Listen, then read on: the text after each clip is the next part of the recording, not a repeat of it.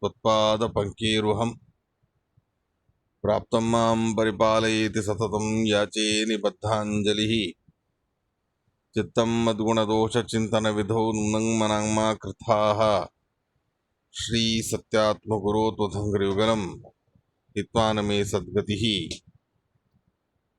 वेदेशमुनिसत्पाद सेवा सम्प्राप्तवैभवान् यादवार्यान् वरसुधा टीकाकारान् वयं नुमः वैष्णवाः विष्णुहृदयाः तान् नमस्ते गुरून् मम श्रीगुरुभ्यो नमः सृष्टस्थितप्ययः नीतिदिशितमो बन्धमोक्षाश्च यस्मात् तस्य श्रीब्रह्मरुद्रप्रभृतिः सुरनरद्वेषशत्रुरात्मकस्य विष्णोर्व्यस्ताः समस्ताः सकलगुणनिधिः सर्वदोषव्यपेतः पूर्णानन्दो अव्ययो यो गुरुपि परमः चिन्तयितं महान्तम् जन्माद्यस्य तोऽन्वयादितरतश्चार्तेष्वभिघ्नस्वराट् तेने ब्रह्महृदाय आदिकवये मुह्यन्ति यं सूरयः तेजो वारिमृदां यथा विनिमयो यत्र त्रिसर्गो मृषा धाम्ना स्वेन सदा निरस्तकुहकं सत्यं परं धीमहि धर्मप्रोज्झितकैतवोत्तरपरमो निर्मत्सराणां सतां वेद्यं वास्तवमत्र वस्तुशिवदं तापत्रयोन्मूलनम् श्रीमद्भागवते महामुनिकृते किंबा परैरीश्वरः सद्यो वृद्धवर्ध्यते अर्थकृतिभिः शुश्रूषुभिस्तत्क्षणात् निगमकल्पतरोर्गलितं फलं शुकमुखादमृतद्रवसंयुतं पिबत भागवतं रसमालयं मुहुरहो रसिकाः भुवि भावुकाः नैमिषे अनिमिषक्षेत्रे ऋषयः शमनकादयः सत्रं स्वर्गाय लोकाय सहस्रसभमासत् यं प्रव्रजन्तमनुपेतमपेतकृत्यं द्वैपायनो विरहकातराजुहाव पुत्रेति तन्मयतया तरवोऽपि नेदुः तं सर्वभूतहृदयं मुनिमानतोऽस्मि स्वस्य सताम् अखिलसन्मङ्गलानि भवन्तु श्लोकैकपठनश्रवणमात्रेण वक्तुश्च श्रोतॄणां निखिलकलिकृतकल्मषापनोदनपटुतरे धर्माद्यखिल पुरुषार्थ साधनीभूते श्रीमन्महाभागवत तात्पर्य निर्णये अद्य किंचित पूर्वकथा प्रमेय अनुवादः। श्री गुरुभ्यो नमः। ओम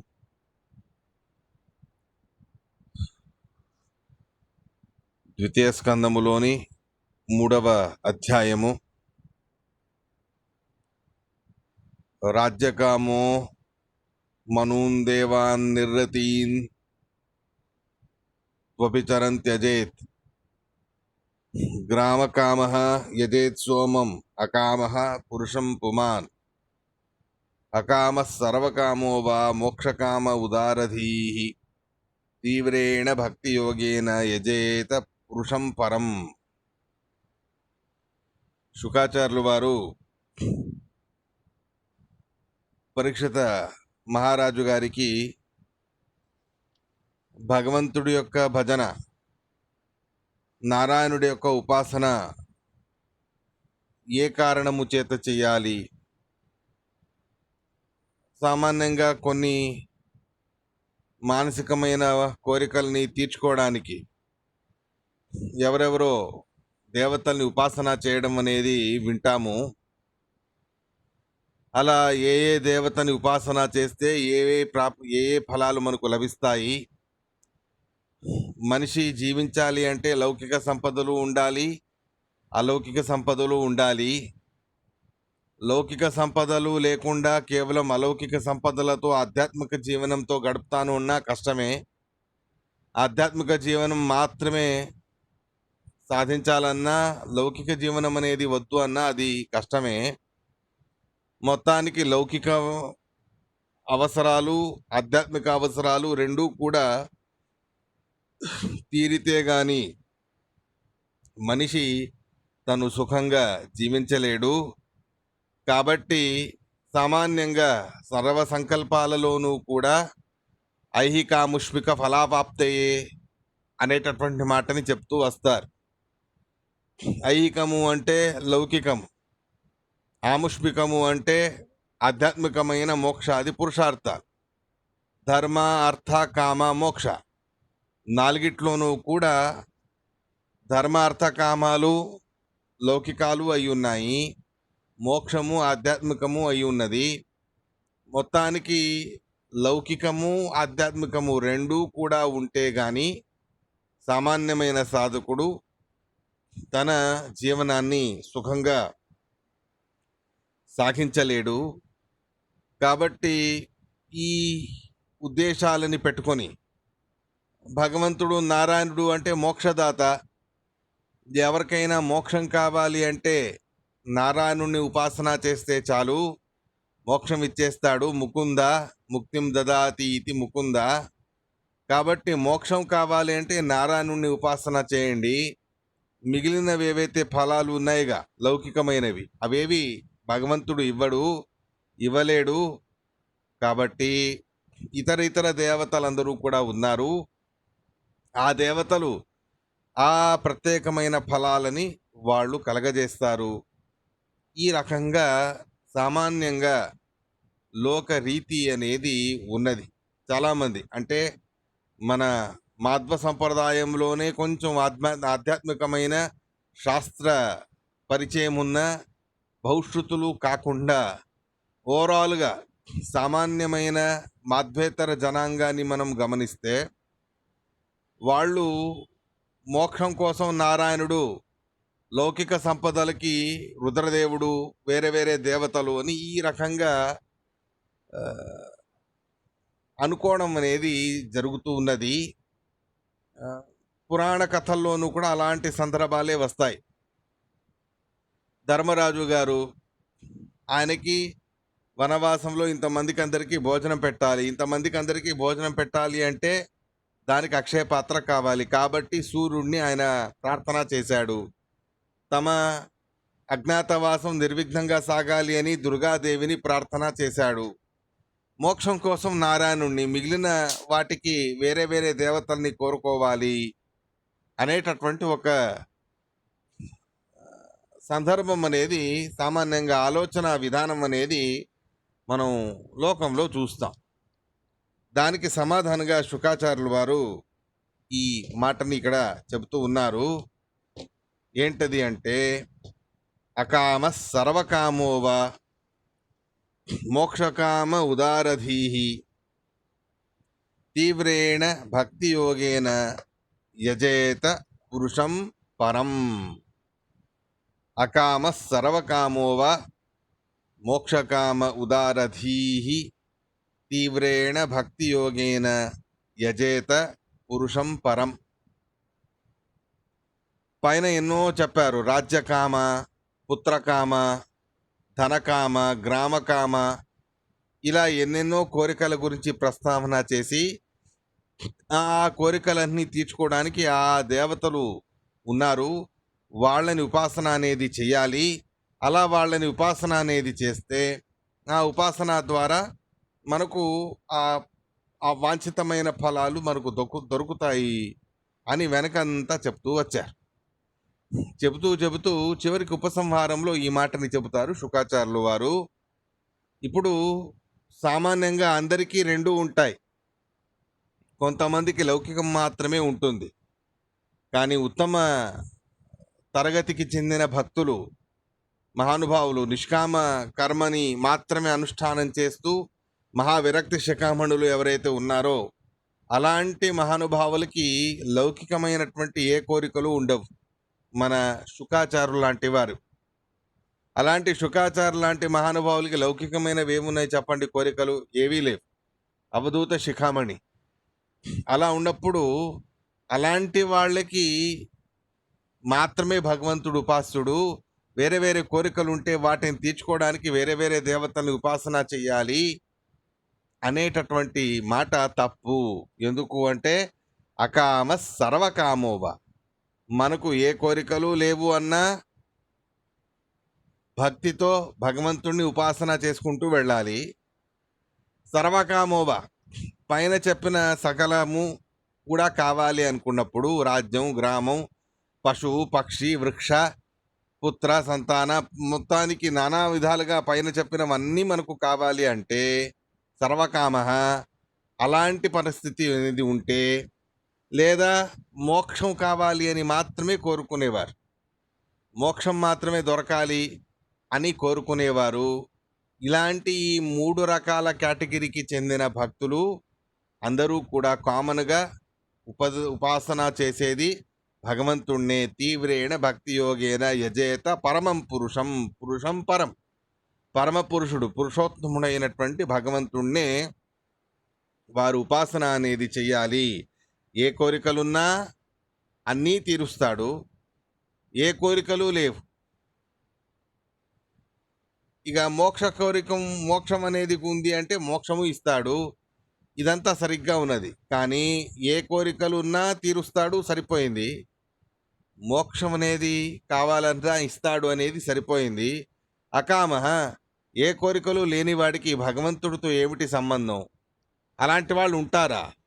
అవధూత శిఖామణులు అయినా కూడా ఏ కోరిక లేకుండా వాళ్ళు ఇటువంటి అవధూత చర్యని చేస్తూ ఉంటారా అనేది సందేహంగా ఉన్నప్పుడు దానికి సమాధానంగా ఆచార్యుల వారు తాత్పర్య నిర్ణయాన్ని ఇక్కడ చెబుతారు. అకామః అని అంటే ఏ కోరికలు లేనివాడు అని అర్థం కాదు, ధర్మకామః అని అర్థం. అంటే పుణ్యప్రాప్తి అవ్వాలి అని కోరిక ఉన్నవారు.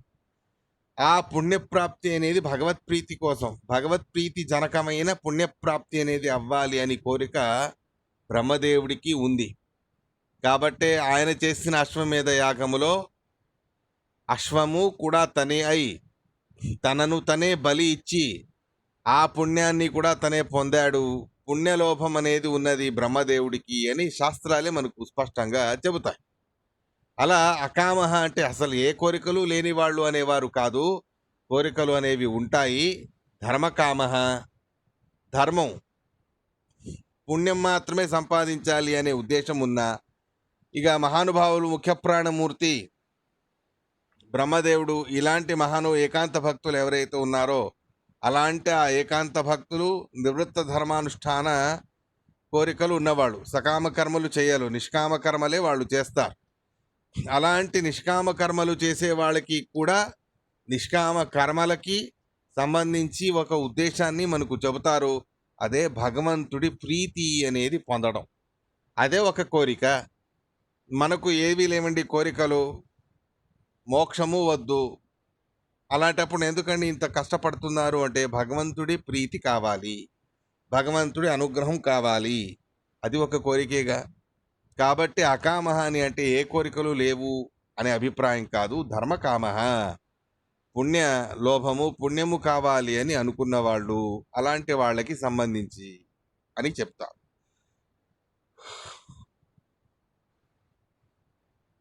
లేదా మోక్షకామోపి యో భవేత్, మోక్షాన్నైనా కోరుకున్నా తప్పులేదు. లౌకికమైన సంపదల్ని కోరుకోకుండా మోక్షాన్ని కోరుకున్నా అది ఏకాంత భక్తులు కాకుండా అనేకాంత భక్తులు, సామాన్య భక్తులు మోక్షాన్ని ఇవ్వు స్వామి అని భగవంతుడు మోక్ష సాధనకి సాధనము, మోక్షాన్ని వాడు ఉద్దేశంగా పెట్టుకొని భగవంతుడిని ఉపాసన చేయడం అనేది జరుగుతుంది. ఇలాంటి మోక్షం అనేది కోరుకోవడం అన్నా కూడా అది కామనలు లేకుండా ఉన్నట్టే అనే అభిప్రాయాన్ని తీసుకోవచ్చు. అకామో ధర్మకామో వా మోక్షకామోపి యో భవేత్. మొత్తానికి ఇక్కడ అన్వయం తీసుకోవడానికి అపి అనే శబ్దాన్ని ఒకటి పెట్టుకోండి. అకామః కోరికలు లేకున్నా, సర్వకామః అన్ని కోరికలు ఉన్నా, మోక్షకామః మోక్షము కావాలి అని అనుకున్నా, 3 రకాల అవసరాలకి కూడా పరమపురుషుడైన పురుషోత్తముడైన నారాయణుడే ఉపాస్యుడు. అలాంటి ఆ నారాయణుణ్ణి మనం మహావిష్ణువునే ఉపాసన చేసి తద్వారా మనకు కోరికలు అన్ని కోరికలు తీర్చుకోవచ్చు, లౌకికమైనవి సంపదలు పొందవచ్చు, అలౌకికమైన పుణ్య సంపద సంపాదించవచ్చు, మోక్షమనే మహాపురుషార్థాన్ని కూడా సంపాదించవచ్చు అనేటటువంటి మాటని చెబుతారు. అథవా సర్వకామో యః స విష్ణుం పురుషం యజేత్. శ్లోకాన్వయాన్ని స్కాంద పురాణంలో ఇదే శ్లోకం అక్కడ అన్వయక్రమంగా చెప్పారు, దాన్ని ఇక్కడ చెప్తూ ఉన్నారు. స్కాంద పురాణం చూడండి, రుద్రదేవుడి సర్వోత్తమత్వాన్ని చెప్పడానికి ఉన్న పురాణం. ఆ పురాణంలో భగవంతుడి సర్వోత్తమత్వాన్ని చాటి చెప్పారు. అకామో ధర్మకామోవా మోక్షకామోపి యో భవేత్.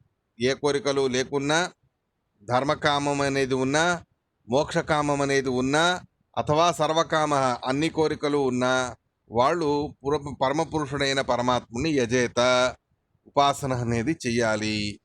అలా ఆ పరమాత్ముడు అన్నీ ఇవ్వగలడు, అన్నీ ఇచ్చే సామర్థ్యము ఉన్నది. పైన చెప్పిన దేవతలు ఒకటో రెండో ఇస్తారే తప్ప అన్నీ ఇవ్వలేరు.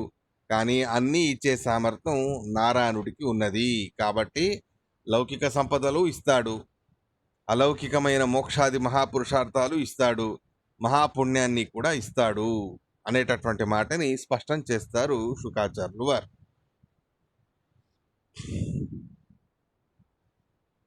17వ శ్లోకానికి మళ్ళీ తాత్పర్యం అనేది ఉంది. ఆయుర్హరతి వై పుంసాం ఉద్యన్నస్తం చ యన్నసౌ తస్యర్థే యక్షణో నీతః ఉత్తమ శ్లోక వార్తయా. ఆయుర్హరతి వై పుంసాం ఉద్యన్ అస్తం చ యన్నసౌ తస్యర్థే యక్షణో నీతః ఉత్తమ శ్లోక వార్తయా. 17వ శ్లోకం. ఆయుర్హర్తి వైపుంసాం, జీవుల యొక్క ఆయుష్ అనేది హరించబడుతుంది. ఎవరు హరిస్తారు, ఎలా, ప్రక్రియ ఏంటి? ఉద్యన్ అస్తంచ ఎన్నసౌ, సూర్యుడు ఉదయించి అస్తమించేసరికి ఆ సూర్యుడి అస్తమయముతోనే మన ఆయుష్ కూడా ఆ రోజుది హరించి వేస్తాడు. ఈ ఆయుష్ హరణం అనేది నిరంతరము కూడా జరుగుతూ ఉంటుంది. ప్రతి క్షణము కూడా ఒక్కొక్క క్షణం మన ఆయుష్ హరించబడుతూ ఉంటుంది. ఒక క్షణం గడిచింది అంటే ఒక క్షణం వేస్ట్ అయినట్టే, ఆయుష్ హరించిపోయినట్టే. ఒక నిమిషం గడిచింది అంటే ఒక నిమిషం హరించిపోయినట్టే. ఇలాంటి ఈ సందర్భంలో మొత్తానికి సూర్యోదయం నుంచి సూర్యాస్తమయం వరకు నిరంతరంగాను కూడా ఆయుష్ యొక్క హాని అనేది జరుగుతూ ఉంటుంది. తస్యర్థే యక్షణోనీతః ఉత్తమ శ్లోక వార్తయ. అలాంటి ఆయుష్ అంతయు కూడా వేస్టే. కానీ ఈ సూర్యోదయ సూర్యాస్తమయ కాలములో మధ్యలో ఉత్తమ శ్లోక వార్తయ యక్షణ నీతః, ఉత్తమ శ్లోకుడు, ఉత్తములైన బ్రహ్మాది దేవతలు, ఆ బ్రహ్మాది దేవతల చేత స్తుతింపబడేవాడు, అలాంటి ఉత్తమ శ్లోకుడైన పరమాత్ముడి యొక్క కథాశ్రవణము అనేటటువంటి పనిని మనం ఏ క్షణం చేస్తానో ఆ క్షణం తప్ప మిగిలిన అన్ని క్షణాలు కూడా మనకు వేస్ట్ అయినట్టే, అవి నాశనమైనట్టే. ఏ క్షణం భగవంతుడి కథాశ్రవణంలో మనము గడుపుతామో అది మాత్రమే మనకు సార్థకమైనట్టు అనేటటువంటి మాటని చెబుతా. దీనికి తాత్పర్యం అనేది ఉంది ఆచార్యుల వారిది. తస్యాయుష ఉత్తమ శ్లోక వార్తయ ఋతే యక్షణస్థనీత ఏవ వృథా అన్వయాన్ని చెప్తూ ఉన్నారు. తస్య ఆయుష, తస్య పురుషస్య ఆయుష, ఆ పురుషుడి యొక్క ఆయుష్ ఉత్తమ శ్లోకుడైన పరమాత్ముడి యొక్క వార్త కథాశ్రవణము అనేటటువంటి పని కాకుండా, ఋతే అది కాకుండా మరొకటి భగవదితరమైనటువంటి విషయాలకి భగవంతుడి కథలు కాకుండా ఇతరు మాటలు వినడానికి మనం ఖర్చు చేసిన క్షణం ఏదైతే ఉందో సయేవ వృథా, అదే వ్యర్థమైపోయినటువంటి క్షణం. మళ్ళీ అది రాదు, ఆ క్షణం మళ్ళీ మనం సంపాదించలేము. కాబట్టి మనకుండే అల్ప ఆయుష్లో, అల్పమైనటువంటి సమయములో ఎంతైతే అంత అధికమైన సమయం భగవంతుడి కథాశ్రవణంలో మనం గడిపేస్తే, ఆ భగవంతుడి కథాశ్రవణములో చేసినటువంటి ఆ భగవంతుడి కథాశ్రవణము అనేటటువంటిది ఏదైతే ఏ సమయంలో మనం చేస్తామో అది మాత్రమే, ఆ క్షణము మాత్రమే మనకు సార్థకమైనట్టు, లేకపోతే వ్యర్థమైనట్టే అనేటటువంటి మాటని చెబుతా. ఇలా మూడవ అధ్యాయంలో తాత్పర్యం అనేది సమాప్తమైంది.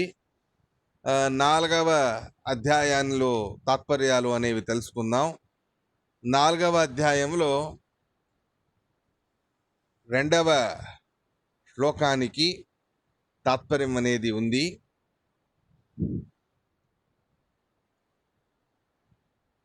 ఆత్మజాయా సుతాగార పశు ద్రవిణ బంధుషు రాజ్యే చావికలే నిత్య నిరూఢాం మమతాం జహౌ.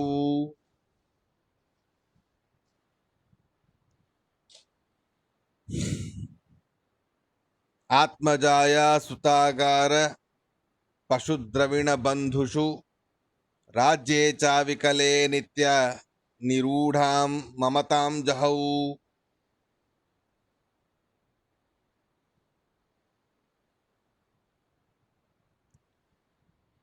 ఎప్పుడైతే శుకాచార్యులు వారు ఈ మాటని చెప్పారో ముందు చాలా విషయాలు ఉన్నాయి. శౌనకాచార్యులు వారు కూడా భగవంతుడి కథాశ్రవణము చేయనిటువంటి జీవుడిని నానా రకాలుగాను కూడా నిందన అనేది చేస్తారు. నానా రకాలుగాను కూడా వారిని దూషణం అనేది చేస్తారు. అదంతా కూడా విస్తారమైనటువంటిది. మొత్తానికి విషయం మాత్రం సంక్షిప్తంగా తెలుసుకోవాలి అంటే, ఎవరు పరమాత్ముడి కథలని ఒక్కసారి కూడా తన చెవులతో వినలేదో వాడు శ్వవిడ్వరాహోష్ట ఖరైస్త తుల్య. కుక్క, విడ్వరాహ, గ్రామసూకరం, ఒంటె, గాడిద ఇలాంటి పశువులతో వాడు సమానం. మనిషి అని వాడు పుట్టిన ఒక్కసారి కూడా భగవంతుడి కథాశ్రవణం అనేది చేయలేదంటే వాడు ఇలాంటి వాడు అని నిందన చేస్తారు. ఏ హృదయం భగవంతుడి కథాశ్రవణము చేస్తే కరిగిపోతుందో అది నిజంగా హృదయం అని అర్థం. కానీ ఎవరు భగవంతుడి కథాశ్రవణము చేసిన హృదయం కరిగిపోదో అది అశ్మసారం, అది గట్టి బండరాయి లాంటి హృదయం. అది అలాంటి హృదయం ఉన్న ఆ మనిషి నిరర్థకుడు అని నానా రకాలుగా నిందన అనేది చేశారు. భగవంతుడికి నమస్కారం చేయనివాడు, భగవంతుడి పాదధూళిని శిరస్సు మీద ధరించని వాడు, వాడు జీవించి ఉన్న జీవచ్ఛవం లాంటి వాడు అని నానా రకాలుగా శౌనకాచార్యులు వారు తమ భావనని సుతాచార్యులు వారి ఎదురుగా ఈ రకంగా చెబుతారు. ఇలా చెప్పిన తర్వాత ముందు కథా ప్రస్తావనని చేస్తూ ఆ పరీక్షిత మహారాజు గారు కూడా ఎప్పుడైతే శుకాచార్యుల వారు ఈ వెనక చెప్పిన తక్షణం నీత అని ఒక శ్లోకం ఇప్పుడే చెప్పుకున్నాముగా, ఆ శ్లోకాన్ని విన్నారు. ఆ క్షణమే ఆయన తన మనస్సులో కించిత్తు కూడా ఉన్నటువంటి అల్పస్వల్పంగా ఉన్నటువంటి సాంసారికమైన వ్యామోహాన్ని మొత్తం త్యజించి వేశారు అనేటటువంటి మాటని మనకు చెబుతారు. ఆ సందర్భాన్ని చెప్తూ ద్వితీయ శ్లోకం అనేది ఇక్కడ ప్రస్తావన చేశారు. ఆత్మజాయ సుతాగార పశుద్రవిణ బంధుషు రాజ్యే చావికలే నిత్య నిరూఢాం మమతాం జహౌ. ఆత్మ అంటే దేహము, జాయ భార్య, సుత అంటే పిల్లలు, ఆగార అంటే ఇల్లు, పశువు తన అధీనంలో ఉండే పశువులు, ద్రవిణం తన చేతిలో ఉండే ధనం, బంధువులు, రాజ్యం, ఈ పైన చెప్పబడిన పదార్థాల మీద అవికలమైన అంటే కించిత్తు కూడా తగ్గనటువంటి విపరీతమైనటువంటి మమతాభిమానాలు అనేవి ఉండేవో, నిత్యము కూడా నిరూఢమై ఉన్నటువంటి మమతాభిమానాలు ఏవైతే ఉండేవో అవన్నిటినీ కూడా ఆ పరీక్షిత మహారాజు గారు ఆ క్షణమే త్యజించి వేశారు అనే మాట చెబుతారు భాగవతములో. కానీ ఈ మాట ముందే వచ్చిందిగా. పరీక్షిత మహారాజు గారు ఎప్పుడైతే తనకు మరణం అనేది సంభవిస్తుంది అని తెలుసుకున్నారో ఆ క్షణమే వైరాగ్యంతో వారు గంగా తీరానికి వచ్చారు అని చెప్పారుగా. మళ్ళీ ఎందుకు ఆయన గురించి ఇక్కడ ప్రస్తావన చేశారు అంటే అది ఆయన గురించి కాదు, సామాన్యంగా జనాల గురించి చెప్తున్నారు. అన్యేషాం నిత్యం నిరూఢ తదా విశేషతో జహౌ. ఇది మమతాభిమానాలు అనేవి నిత్యము కూడా నిరూఢమై ఉండడం, అంటే నిరంతరము కూడా ఉండేటటువంటి మమతాభిమానాలు కలిగి ఉండడం అనేది పరీక్షిత మహారాజు గారికి లేదు. కానీ ఇతరులకి ఏ విషయాల మీద ఉంటుందో అని ఈ రకంగా అన్వయం తీసుకోండి అని ఆచార్యుల వారు చెబుతారు. ఇతరులు సామాన్యులకి నిత్యము కూడా సంబద్ధమై ఉంటూ ఈ పై చెప్పిన పదార్థాల మీద నిరంతరమైన వ్యామోహం అనేది ఉంటుందో, అలాంటి ఇతరులకు ఏ పదార్థాల మీద వ్యామోహం ఉంటుందో ఆ పదార్థాల మీద వ్యామోహాన్ని పరీక్షిత మహారాజు గారు త్యజించి వేశారు. అది సామాన్య జనాలు చేశారు కదా, ఇక్కడ పరీక్షితుడు గురించే ప్రస్తావన చేశారు కదా అంటే తదా విశేషత జహౌ, ముందే త్యజించి వేశాడు. ఎటువంటి మమతాభిమానాలు పరీక్షిత మహారాజు గారికి లేవు, ముందే త్యజించి వేశాడు. అయినా ఆ రకంగా భాగవతాన్ని విన్న వెంటనే శుకాచార్యుల వారి ఉపదేశం విన్న వెంటనే ఇంకా విశేషంగా ఆ మమతాభిమానాలన్నింటినీ కూడా త్యజించాడు అనే అర్థాన్ని తీసుకోండి అని ఆచార్యుల వారు మనకు తాత్పర్యాన్ని చెప్తూ ఉన్నారు.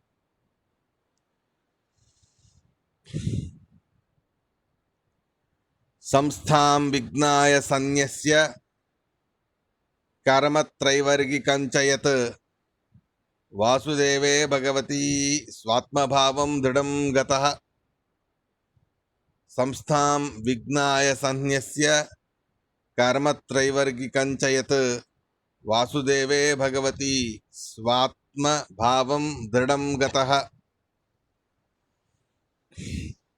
ఆ పరీక్షిత మహారాజు గారిదే అవస్థని ఈ శ్లోకంలోనూ కూడా వివరణ అనేది చేస్తారు. సంస్థాం విజ్ఞాయ సన్యస్య, సంస్థాం అంటే మరణం అని అర్థం. ఆ మరణాన్ని విజ్ఞాయ తెలుసుకొని, సన్యస్య అన్నిటినీ కూడా త్యజించి, అంటే అన్ని కర్మల్ని కూడా త్యజించి వేసి, మొత్తానికి త్రైవర్గికమైన ధర్మ అర్థ కామము వాటికి సంబంధించినటువంటి కర్మలు ఏవైతే ఉన్నాయో వాటినన్నింటినీ కూడా త్యజించి వాసుదేవుడి యందు, భగవంతుడైన వాసుదేవుడి యందు స్వాత్మభావం దృఢంగతః, తన మనస్సు యొక్క లగ్నం చేయడం, మనస్సుని భగవంతుడి యందు పెట్టడం, మనస్సుని దృఢంగా భగవంతుడి యందు పెట్టడం అనేది చేశాడు. పరీక్షిత మహారాజు స్వస్వభావభూతం ఆనందం గతః అని భాగవతంలో చెప్పారు. ఇక్కడ ఆచార్యుల వారి యొక్క తాత్పర్యం, ఆప్తే సర్వగుణానాం యః ఆత్మనామతయా హరిం ఉపాస్తే నిత్యశో విద్వాన్ ఆప్తకామస్తదా భవేత్ అని వామన పురాణం. వామన పురాణంలో ఈ విషయాన్ని చెప్తూ ఉన్నారు. ఆప్తే సర్వగుణానాం యః ఆత్మా నామతయా హరిం, ఆత్మభావం దృఢంగతః అని వచ్చింది ఇక్కడ. స్వస్య ఆత్మభావం, ఆత్మభావం అంటే ఏమిటి? జీవబ్రహ్మైక్య భావం అని అనిపిస్తుంది పైన చూడ్డానికి, కానీ జీవబ్రహ్మైక్య భావం కాదది. ఆత్మభావం అనే మాటకి ఆత్మ అంటే భగవంతుడు అని చెప్తారు. భగవంతుడు ఎందుకు ఆత్మ? ఇదివరకు మనం ఒక రకంగా విన్నాం, ఆదానకర్తత్వాద ఆత్మ, సర్వగుణాలను తనవిగా స్వీకరిస్తాడు కాబట్టి ఆత్మ అని ఆ పరమాత్ముని అంటారు. స్వామి అని ఇంకొక అర్థం. అలా ఇక్కడ ఇంకొక అర్థాన్ని కూడా చెబుతారు. ఆప్తే సర్వగుణానాం యః, ఎవరికి సర్వగుణాల ప్రాప్తి అనేది అయిపోయిందో, సర్వగుణాల ప్రాప్తి అనేది ఎవరికి ఉన్నదో అటువంటి హరికి, నారాయణుడికి ఆత్మ అని పేరు. ఇటువంటి సర్వగుణ పూర్ణుడైన పరమాత్మ, ఆత్మనామకుడైన పరమాత్ముణ్ణి విద్వాన్, జ్ఞాని అయిన వాడు నిరంతరము కూడా ఉపాసన అనేది చేస్తాడు. అటువంటి గుణపూర్ణుడైన పరమాత్ముని నిరంతరంగాను కూడా తను ఉపాసన చేస్తాడు కాబట్టి ఆప్తకామ అని అయ్యాడు జ్ఞాని. ఆప్తకామస్య కా స్పృహ అని అర్జునుడు భగవద్గీతలో అడుగుతాడుగా. ఆ ఆత్మకామ అనే దానికి ఇది అర్థం అని ఆచార్యుల వారు ఇక్కడ చెప్తారు. ఆత్మకామ అని అంటే సర్వగుణ పూర్ణుడైనటువంటి పరమాత్ముడు, ఆ పరమాత్ముడిని నిరంతరం ఉపాసన చేసేవాడు ఎవరైతే ఉన్నాడో అతడిని ఆప్తకాముడు అని అంటారు. ఇలాంటి ఆప్తకాముడై నిరంతరంగానూ కూడా భగవంతుడిని ఉపాసన చేసేవాడై ఆ పరీక్షిత మహారాజు గారు తను ఆత్మభావం దృఢంగత, తన యొక్క ఆత్మభావాన్ని అంటే స్వస్వరూపభూతమైన స్వాభావికమైన స్థితిని, స్వస్వరూపభూతమైనటువంటి ఆనందాదులని తను అనుభవించాడు. అంటే మోక్షాన్ని పొందాడు. ఆ తర్వాత ఆత్మభావం పొంది ఆప్తకాముడై నిరంతరము భగవంతుని ఉపాసన చేస్తూ మోక్షాన్ని పొందాడు పరీక్షిత మహారాజు అనేటటువంటి విషయాన్ని మనకిక్కడ చెబుతారు. ఇలా ఆ పరీక్షిత మహారాజు గారి యొక్క మానసికమైన పరిపక్వమైనటువంటి అతి పరిపక్వమైనటువంటి భక్తి ఆ పరీక్షిత మహారాజు గారిలో ఉన్నది. నిత్యము కూడా భగవంతుడి యొక్క ఉపాసన అనేది ఆయన చేసేవారు. కాబట్టే అతడు ఆప్తకాముడయ్యాడు అని మనకు చెప్పారు. ఇలా ఉండగా పరీక్షిత మహారాజు గారు ముందు కొన్ని ప్రశ్నలు అడుగుతారు శుకాచార్యులు వారిని. భగవంతుడు జగత్తు యొక్క సృష్టి స్థితి సంహారాలన్నీ చేస్తారు అని అన్నారు కదా. ఆ జగత్తు యొక్క సృష్టి స్థితి సంహారాలు చేసేటటువంటి సందర్భంలో ఎటువంటి శక్తులని ఆ భగవంతుడు ఉపయోగించుకుంటాడు, ఏ శక్తితో ఏ పనిని చేస్తాడు, ఎలాంటి శక్తులను వాడి ఉపయోగించుకొని జగత్తు సృష్టి స్థితి సంహారాదులన్నీ కూడా చేస్తాడు, భగవంతుడి ఆ శక్తులకి ఏమైనా పేరు ఉన్నదా అని అడుగుతాడు. దానికి శుకాచార్యులు వారు ఈ మాటని చెబుతారు. నమః పరస్మై పురుషాయ భూయసే సదుద్భవస్థాన నిరోధలీలయ గృహీత శక్తి త్రతయాయ దేహినాం అంతర్ధ్రువాయానుపలభ్యవర్త్మనే. నమః పరస్మై పురుషాయ భూయసే సదుద్భవస్థాన నిరోధలీలయ గృహీత శక్తి త్రతయాయ దేహినాం అంతర్ధ్రువాయానుపలభ్యవర్త్మనే. ఈ శ్లోకం భాగవత సారోద్ధారం. మనం ఇదివరకు రావు గారి ఇంట్లో దాన్ని ప్రవచనంగా చెప్పుకున్నాము ఓ సంవత్సరం క్రితం, ఓ సంవత్సరం వెనకే. భాగవత సారోద్ధారాన్ని మన పిఎస్ రావు గారి ఇంట్లోనే చెప్పుకున్నాము. ఆ భాగవత సారోద్ధారములో విష్ణుతీర్థుల వారు రచించినటువంటి గ్రంథం.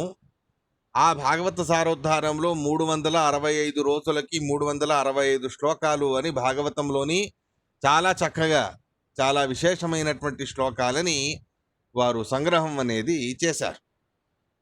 మొత్తానికి భాగవతములోనే 365 రోజులకు సరిపోయే రోజుకొక శ్లోకం లెక్కలో 365 రోజులు నేర్చుకోవడానికి వీలుగా భాగవతములోని 18,000 శ్లోకాలలో 365 శ్లోకాలు ముఖ్యంగా తీసి గ్రంథాన్ని రచించారు. అటువంటి ఆ గ్రంథాన్ని రచించే సందర్భంలో దానికి భాగవత సారోద్ధారం అని పేరు. అటువంటి ఆ భాగవత సారోద్ధారములో విష్ణుతీర్థుల వారు మొట్టమొదలుగా మంగళాచరణానికి ఉపయోగించుకున్నటువంటి శ్లోకమే ఈ శ్లోకం. నమః పరస్మై పురుషాయ భూయసే అనేటటువంటి శ్లోకం. విశేషంగా ద్వితీయ స్కందములో ఉండేటటువంటి ఈ శ్లోకాన్ని ఉపయోగించుకొని తమ భాగవత సారోద్ధారం అనే గ్రంథాన్ని, భాగవతంలోని 365 శ్లోకాలని సంగ్రహం చేస్తారు విష్ణుతీర్థులు వారు మహానుభావులు. ఆ భాగవత సారోద్ధారం అనేది మన పిఎస్ రావు గారి ఇంట్లో హైదరాబాద్లో ప్రవచనం అనేది అయింది. ప్రాయశः ఇక్కడ పాఠంలో ఉన్నవాళ్ళు కొంతమంది అక్కడ వచ్చి ఉండాలి. సుబ్బారావు గారు, మన సత్యనారాయణ గారు, మోస్ట్లీ వీళ్ళందరూ కూడా వచ్చి ఉండాలి. మొత్తానికి ఆ భాగవత సారోద్ధారంలో సంగ్రహం చేసినటువంటి విశేషమైన మొదటి శ్లోకం. ఆ శ్లోకాన్ని మనం ఇక్కడ చెప్పుకుంటూ ఉన్నాం. ఇవాళ దాని ప్రస్తావన చేస్తారు శుకాచార్యులు వారు. పరీక్షిత మహారాజు గారు అడిగాడుగా, ఏ శక్తుల్ని ఉపయోగించుకొని జగత్ సృష్టి స్థిత్యాదులన్నీ చేస్తాడు అని. దానికి ఇది సమాధానం. నమః పరస్మై పురుషాయ భూయసే. భూయసే పురుషాయ పరస్మై నమః. పూర్ణగుణుడైన పరమాత్ముడు భూయ అని అంటారు. భూయసే అని అంటే పూర్ణగుణుడు అని అర్థం.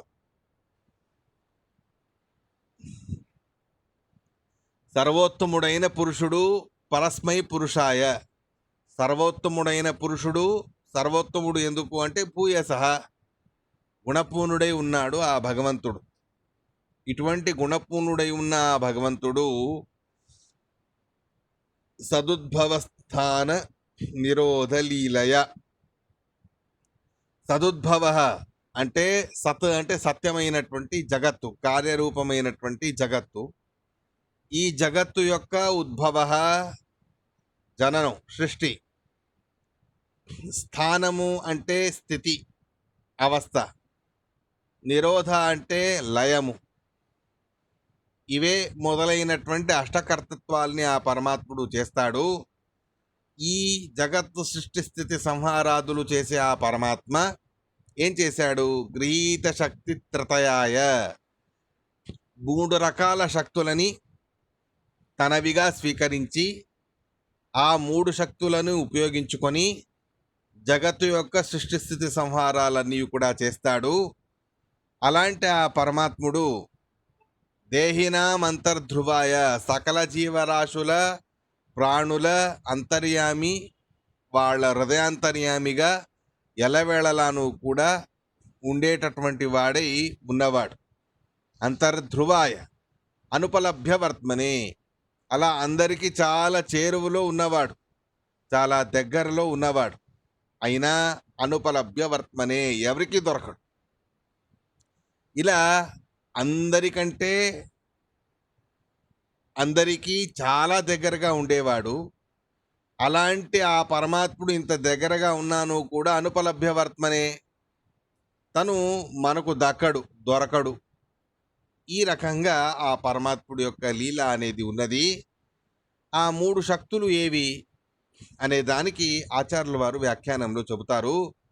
గృహీత శక్తి త్రితయాయ.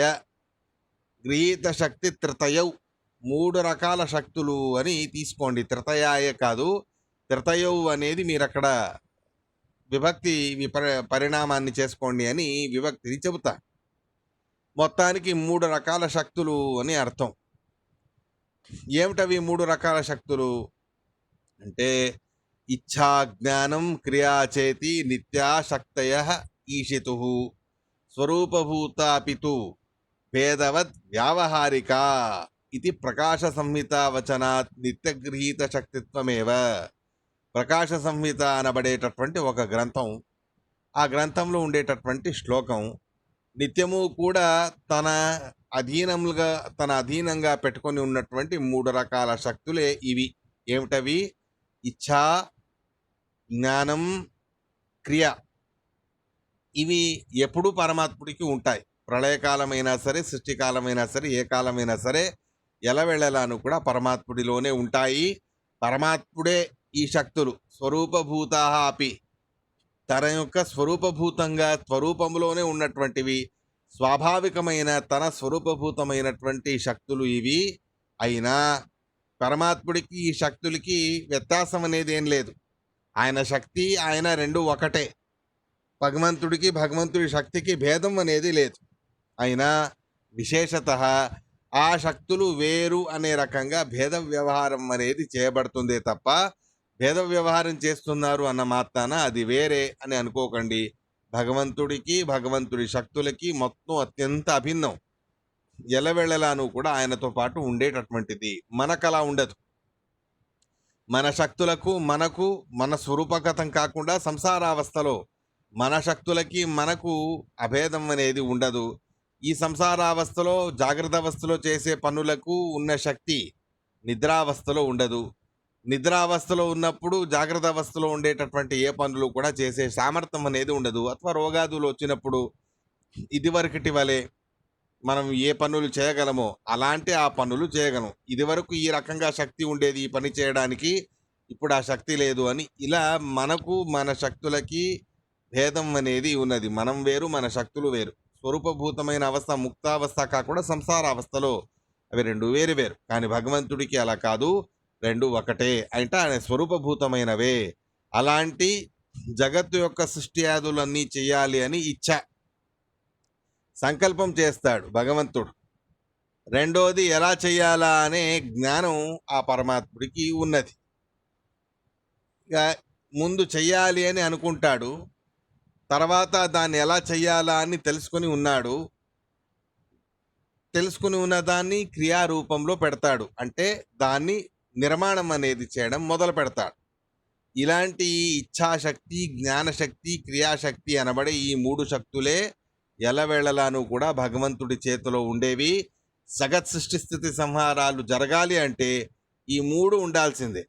ప్రళయం చెయ్యాలి అని ఇచ్ఛ, ఎలా చెయ్యాలి అని జ్ఞానం, తర్వాత జ్ఞానాన్ని ప్రాక్టికల్గా క్రియారూపంలో పెట్టడం. స్థితి చేయాలి అంటే స్థితి చేయాలి అని ఇచ్ఛ, ఎలా చేయాలా అని జ్ఞానం, తర్వాత